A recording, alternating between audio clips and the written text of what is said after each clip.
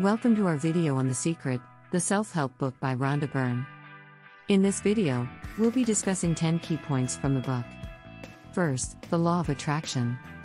This is the principle that like attracts like, and that by focusing on positive or negative thoughts, one can bring about positive or negative results. Next, the book suggests that the universe is constantly responding to one's thoughts and feelings. This means that we have the power to manifest our desires just by thinking and feeling positively. Third, the book teaches that our thoughts and beliefs shape our reality. By changing our thoughts and beliefs, we can change our lives. Fourth, the book emphasizes the importance of gratitude. Focusing on what we are grateful for can bring more abundance and positivity into our lives. Fifth, the book teaches that our thoughts and words have the power to create our reality. Speaking and thinking positively can bring about positive results.